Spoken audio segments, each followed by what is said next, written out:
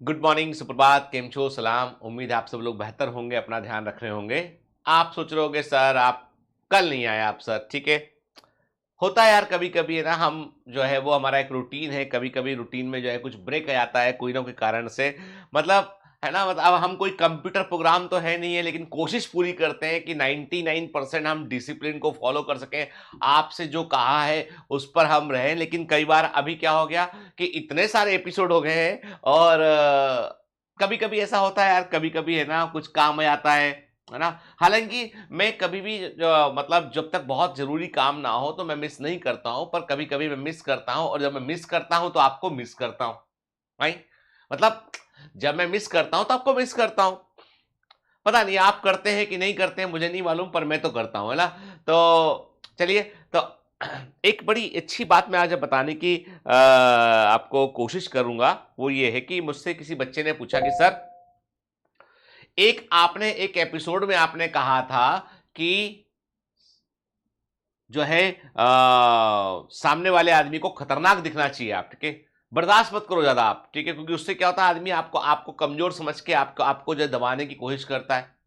फिर आपने एक दूसरे एपिसोड में बोला आपने कि साइलेंस जो है वो सबसे खतरनाक हथियार है। हम समझ नहीं पा रहे, हम कन्फ्यूज़ हो गए कि साइलेंस को प्रेफ़र करें हम या खतरनाक दिखने की कोशिश करें हम। देखो भाई, सिंपल सी बात है कि ये डिपेंड करता है प्रायोरिटी पे। यदि किसी तरह का कोई व्यक्ति जो है वो आपके आपको मेंटली टॉर्चर करता है, फिज़िकली टॉर्चर करता है, आपकी टेरिटरी में आकर आपको बार-बार चुनौती देता है और आपको उसके कारण जो है वो बहुत मानसिक प्रताड़ना या शारीरिक प्रताड़ना महसूस होती है, तो you should always revolt, raise your voice, become scary, ठीक है। सामने वाले आदमी को आप डरावने खतरनाक लगना चाहिए, क्योंकि कारण ये है कि वो ऐसे लोग जो किसी का शोषण करते हैं जनरली, वे लोग जो है वो अंदर से कायर होते हैं।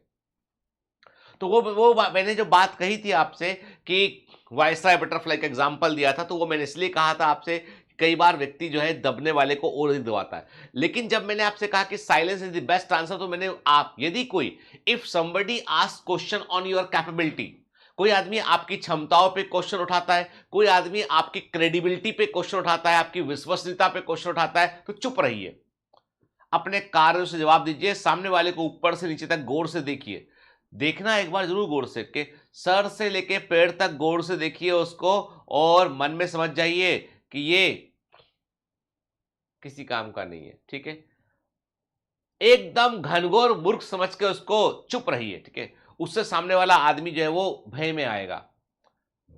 चुप रहना, साइलेंस भी एक तरह का जो है वो तगड़ा जवाब है। लेकिन मैंने कहा ना, if somebody is harassing you then don't be silent, then be vocal, ठीक है। लेकिन somebody is raising question on your credibility and your capabilities, then keep silence, ठीक है। आंसर देना पड़ेगा अपने कार्यों से, ठीक है।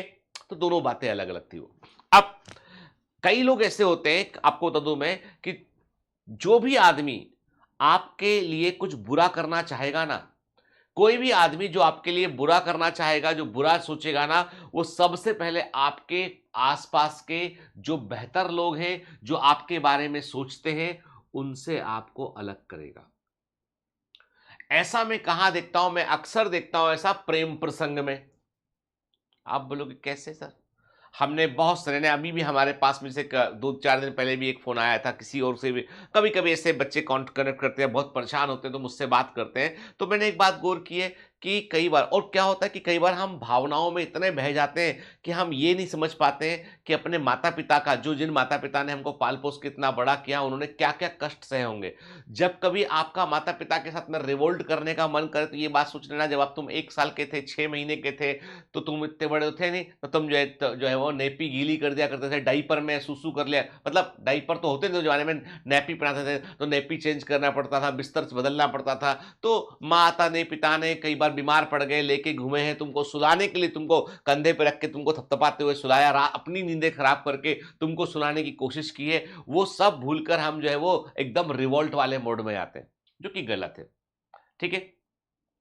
तो सबसे पहले क्या होता है, सामने वाला आदमी आपके आसपास की, पहले वो जो योग्य लोग होते हैं उनको, या जो आपके बारे में सोचने वाले होते हैं उनको वो अलग करता है, ताकि आप आइसोलेट हो जाएं। और आइसोलेट आप जैसे ही होंगे, वैसे ही आपका शिकार करना आसान रहेगा। ठीक है। ये दोस्तों के बीच होता है, ये प्रेम प्रसंग में होता है। अलग अलग जो लोग दुश्मनी करते हैं, बदला निकालते हैं, वो भी ऐसे ही करते हैं। पहले आपके क्लोज लोगों को वो दूर करेंगे, उसके बाद फिर जो है वो आप पर वार करेंगे। इस पर एक बड़ी अच्छी कहानी है, शायद पंचतंत्र की कहानी है या कहीं मैंने स्टोरी पढ़ी सुनी थी वाली, कि एक बार क्या होता है कि भेड़ियों का, जो भेड़िए होते हैं उनका एक दल जो है वो उनका एक प्रतिनिधि, उनका उनका जो भेड़िए होते हैं कई सारे, उनका एक प्रतिनिधि भेड़ों के पास पहुंचता है। अब भेड़ और भेड़िए की कोई बनती तो है नहीं है, भेड़ भेड़िए से दूर रहती है और भेड़िया भेड़ का शिकार करता है। तो भेड़ियों का एक प्रतिनिधि जो है वो भेड़ के पास पहुंचता है, भेड़ शीप के पास पहुंचता है। वो बोलता है कि देखो ऐसा है कि भेड़िया समुदाय ने यह तय किया है, हम भेड़ियों ने यह तय किया है कि आज से हम भेड़ों को परेशान नहीं करेंगे, भेड़ों का शिकार नहीं करेंगे, क्योंकि हम तुमसे अच्छे संबंध बनाना चाहते हैं। और हमने एनालाइज किया है कि भेड़ों के साथ अक्सर कुत्तों का झुंड चलता है। आप देखना कभी जो भेड़ भेड़ का बड़ा सारा जो झुंड जा रहा होता है ना, तो कुछ कुत्ते होते हैं जो इधर दौड़ रहे होते हैं, इधर दौड़ रहे होते हैं, वो भेड़ों को कंट्रोल रखते हैं उठ के, वो गडरिए के साथ में होते हैं वो। तो हमने ये गौर किया, भेड़ों का वो प्रतिनिधि बोलता है, हमने ये गौर किया है कि तुम्हारे साथ जो कुत्ते रहते हैं ना, ये व्यर्थ में भौंकते हैं, ये भौंकते हैं, हमें गुस्सा आती है तो हम भेड़ों को पास शिकार कर लेते हैं। बेसिकली ये कुत्ते हैं जो समस्या की जड़ है। तुम्हारे और हमारे संबंध अच्छे हो सकते हैं, भेड़ों के भेड़िए से संबंध अच्छे हो सकते हैं, ये मेरा वादा है। तुम पहले इन कुत्तों को बाहर निकाल दो, ये कुत्ते ही प्रॉब्लम का कारण है। सभी भेड़ सोचती है कि यार ये कुत्ते बहुत चलाते भी अपने बहुत हैं, कभी हम इधर निकलते हैं तो कुत्ते भौंक भौंक के हमको वापस ले आते हैं, कभी हमारा मन करता है रुक जाए कहीं पर, भेड़ों का झुंड आगे चल रहा है रुक जाए तो कुत्ते हमको भगा के ले आते हैं आगे के। ये केवल मालिक की सुनते हैं, गडरिया जो चाहता है उसके अकॉर्डिंग काम करते हैं। ये कुत्ते तो हम पर बहुत डिसिप्लिन लाते हैं। तो ये तो सही बात बोल रहा है, भेड़ियों का प्रतिनिधि बिल्कुल सही बात बोल रहा है। एक काम करते हैं, कुत्तों से संबंध तोड़ लेते हैं। भेड़ों ने डिसाइड कर लिया, भेड़ों ने सभी कुत्तों को अपने झुंड से बाहर निकाल दिया, कोई कुत्ता आसपास नहीं दिखेगा आपसे। आपसे हमारे भेड़ियों के साथ हमारी ट्रूस हो चुकी है, हमारी संधि हो चुकी है, हमारा जो है वो संबंध हो चुके, अच्छे हो स्थापित हो चुके हैं। अब भेड़िए हमें परेशान नहीं करेंगे। सभी कुत्ते वहां से हटा दिए गए और कुत्ते भेड़ियों को भौंक कर भगा दिया करते थे। अब कोई कुत्ता नहीं बचा। अब आप खुद सोच लो क्या हुआ होगा भेड़ों के झुंड का। नाउ यू थिंक योरसेल्फ कि भेड़ों के झुंड का भेड़ियों ने फिर क्या किया होगा।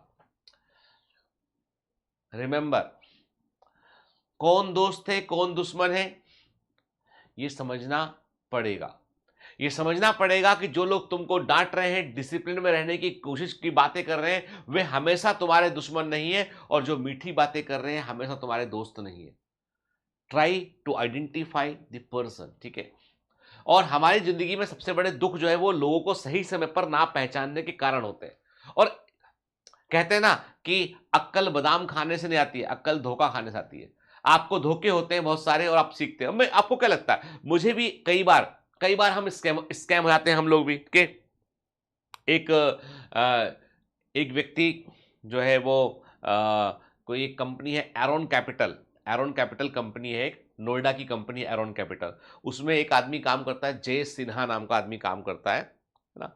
तो वो भी एक तरह का स्कैमर है वो आदमी के। तो अब जो है उसने भी जो है वो कई सारे लोगों को ऐसी झूठे मोटे फंडिंग के प्रॉमिस कर कर जो है वो स्कैम करने की कोशिश करता है। तो मतलब ऐसे लोगों को कई बार क्या होता है कि ये जो लोग होते हैं ये लोग बड़े खतरनाक होते हैं लोग के।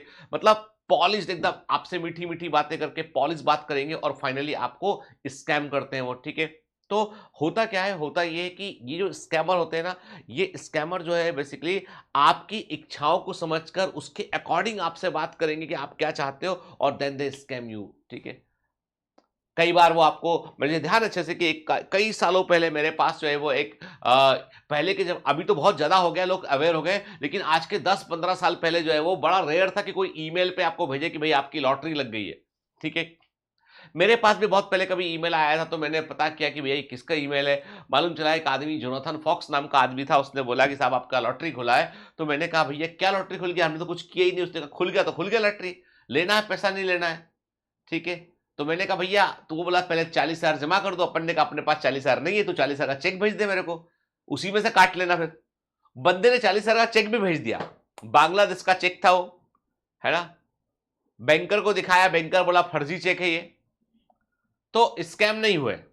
लेकिन हमने स्कैमर का पूरा मोडस ऑपरेंडी समझा हमने कि काम कैसे करते हैं। हर दिन आप ईमेल खोलोगे, 4-6 लॉटरी खुली होंगी, 4-6 प्राइज मिले होंगे, 10-15 फोन आ रहे होंगे। अभी नया स्कैम शुरू हुआ वो कोरियर वालों का, कि कुछ स्टडी मटेरियल आपको भेजो, मान लो, तो सामने वाला आदमी बोलता है कि आपका कुरियर आया हुआ है, आपको एक जो है 10 रुपए का चार्ज देना पड़ेगा इसको छुड़ाने के लिए, एक वो टोकन मनी देनी पड़ेगी, जबकि मालूम है कोई चार्ज नहीं देना किसी को। ये भी एक स्कैम है। तो कभी भी कोई कुरियर, यदि मान लीजिए कोई मैक्सिमम जिससे बायोमेंटर से आपका कुरियर आता है, तो भाई आपका तो ऑलरेडी जो आपने पैकेज लिया है सब पेड है ऑलरेडी, तो कुछ देना नहीं आपको उसके अलावा। अमेजॉन से ऑर्डर किया था, आपको पता है आपने पे कर रखा है, तो कुछ नहीं देना आपको, और पे नहीं कर रखा है तो बात अलग है, अभी हम कैश ऑन डिलीवरी करेंगे। तो पॉइंट ये है कि आप कभी भी किसी को बैंक ट्रांसफर ना करें, किसी को ओटीपी शेयर ना करें। बैंक वाले बनकर बात करते हैं, क्योंकि यही स्कैम का कारण बनता है। तो इसके तो हमारे आसपास जितने लोग हमें ज्ञान देते हैं ना, हमें वो कई बार रोकते हैं, आपको रोकने टोकने वाले लोग हमको बुरे लगते हैं। नहीं, आपको सही और गलत में डिफरेंस समझना पड़ेगा, ठीक है। तो हर दिन मैं जो आपसे बातें कहता हूं ना बेटा, मैं चाहता हूं कि आप एक चीज सीखें आप, ठीक है। You have to learn one thing के हो सकता है आपको पहले से मालूम हो वो चीज, लेकिन मेरा पर्पज ये है कि आप इस दुनिया में आपको तमाम तरह के लोगों से इंटरेक्ट करना पड़ेगा। कई बार आपको चुप रहना पड़ेगा, कई बार आपको जोर से बोलना पड़ेगा, कई बार आपको जो है सामने वाले को सबक सिखाना होगा, कई बार आपको जो है सबक सीखना होगा आपको, ठीक है। That's how the world works, ठीक है। ऐसी ही दुनिया काम करती है, ठीक है। तो आपको जो है वो, मैंने कहा ना कि बहुत ज्यादा प्रिडिक्टेबल मत बनिए कि लोग आपको प्रिडिक्ट कर लें और आपका अंदाजा लगा लें कि आप क्या है। आपका रहस्यमय होना, आपका मिस्टीरियस होना जो है ना, वो आपकी ताकत है। Always try to be mysterious, थोड़ा मिस्टीरियस रहिए। सामने वाले आदमी को आपकी साइलेंस की ताकत समझ में आना चाहिए, सामने वाले आदमी को आपके गुस्से का भी भान होना चाहिए। यदि आप रिवोल्ट कर गए तो भी प्रॉब्लम है। मैंने कहा ना, कहीं पहुंचने से पहले आपकी प्रतिष्ठा वहां पहुंच जाती है। याद है एक वीडियो में मैंने आपको बताया था। तो जितनी बातें चल रही है सबका सीक्वेंस, ऐसा नहीं कि मैं आज कुछ और कह रहा हूं कल कुछ और कह रहा हूं, उनको समझने की कोशिश कीजिए आप। चलिए, have a great day, all the best, bye bye.